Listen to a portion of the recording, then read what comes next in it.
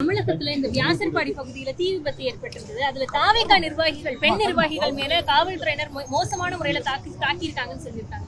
அது தமிழக பாஜக சார்ந்த நீங்க எப்படி பாத்தீங்க? ஆமா தம்பி, விஜயோட அறிக்கையை நான் பார்த்தேன்.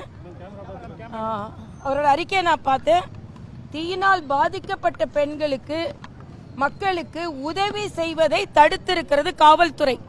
அவர் அழகாக சொல்லி கேள்வி வலிமையாக கேட்டிருக்கிறார்.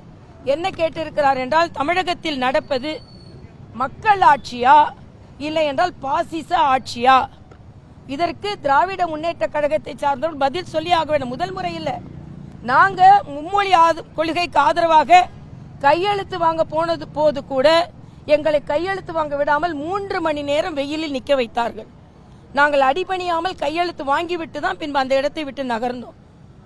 தொடர்ந்து திராவிட முன்னேற்ற கழகத்திற்கு ஒரு பயம் இருக்கிறது. எதிர்க்கட்சிகள் என்ன நடவடிக்கை எடுத்தாலும், என்ன போராட்டம் அறிவித்தாலும் உடனே அதற்கு அனுமதி மறுக்கிறார்கள்.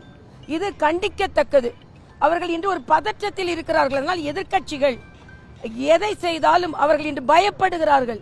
தங்களை பற்றிய மோசமான ஒரு ஆட்சியை பற்றி மக்களுக்கு தெரியப்படுத்தி விடுவார்கள் எதிர்க்கட்சியினர் என்று பயப்படுகிறார்கள். அண்ணன் ஸ்டாலின் பதற்றத்தோடு இருந்து கொண்டிருக்கிறார். டெல்லிக்கு போகும்போதும் பதற்றம், வந்த பின்பும் பதற்றம், போவதற்கு முன்பும் பதற்றம், ஒரே பதற்றம். இன்னைக்கு டாஸ்மாக் ஊழல்கள் ஏதோ நடக்கிறது என்று மதுரை உயர்நீதிமன்றம் சொல்லி இருக்கிறது. டாஸ்மாக் முறைகேடை பற்றி பத்திரிகைக்கு பேட்டி கொடுத்த ஊழியர்களை நீக்குவோம் என்றால், பத்திரிகைக்கு பேட்டி கொடுத்த ஊழியர்களை நீக்குவோம் என்றால், முறைகேடில் ஈடுபட்டவர்களை என்ன செய்வது? ஏதோ டெல்லி உச்ச நீதிமன்றம் விடுமுறைக்காக இடைக்கால தடையை கொடுத்தது. ஏதோ டாஸ்மாக்ல இருந்து இவங்க ஊழலே இல்லாம வெளிவந்ததை போல நாடகம் ஆடிக்கொண்டிருக்கிறார்கள். டாஸ்மாகில் ஏதோ நடக்கிறது என்று மதுரை உயர்நீதிமன்ற கிளை சொல்லிவிட்டது.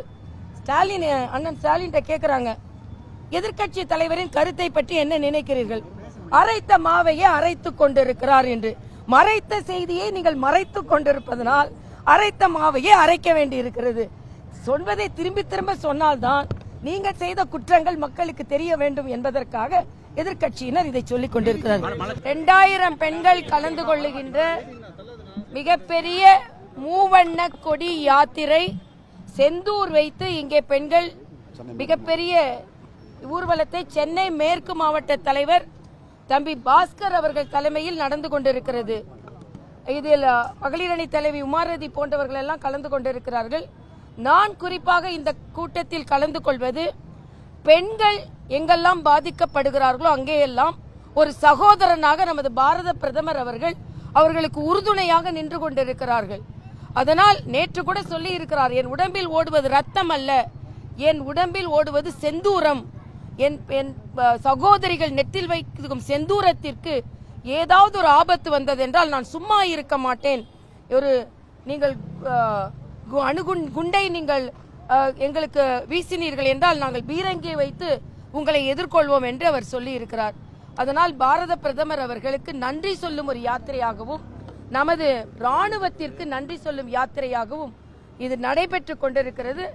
எதிர்க்கட்சிகள் கூட இன்றைக்கு பாத்தீங்கன்னா, பாரத பிரதமர் எவ்வளவு பரந்த மனப்பான்மை உள்ளவர் என்றால், எதிர்க்கட்சி பாராளுமன்ற உறுப்பினர்களை கூட தலைமை தாங்க செய்து அவர் இன்று வெளிநாடுகளுக்கு சென்று, ரஷ்யா போன்ற நாடுகளுக்கு சென்று நமது நாட்டின் நிலையை உணர்த்துவதற்கு ஏற்பாடு செய்திருக்கிறார். உடனே பாகிஸ்தானும் நானும் அனுப்புறேன் அப்படின்னு சொல்லி அனுப்புகிறார்கள். ஆனால் மக்களுக்கு நன்றாக தெரியும், ஜெய்சங்கர் அவர்களின் திறமைக்கு எதிராக ராகுல் காந்தி பேசுவது நிச்சயமாக கண்டிக்கத்தக்கது.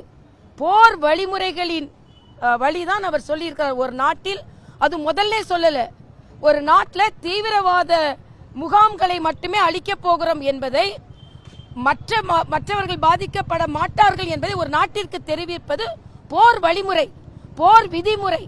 அதைத்தான் ஜெய்சங்கர் அவர்கள் பின்பற்றி இருக்கிறாரே தவிர ஏதோ உளவு சொல்வதை போல அவர்கள் சொல்லிக் கொண்டிருக்கிறது. சொல்ல போனா காங்கிரசுக்கு ஆதரவான யூடியூபர்கள் தான் உளவு சொல்லிக் கொண்டிருக்கிறார்கள். முதலில் ராகுல் காந்தி நம்ம நாட்டை பற்றி வெளிநாட்டுக்கு சென்று தவறான கருத்துக்களை பரப்புவதை நிறுத்த வேண்டும். இல்லை என்றால் காங்கிரஸ் தலைவர்கள் அவருக்கு வலியுறுத்த வேண்டும் என்று நான் கேட்டுக்கொள்கிறேன். செய்திகளை உடனுக்குடனும் துல்லியமாகவும் தெரிந்து கொள்ள சப்ஸ்கிரைப் பண்ணுங்க.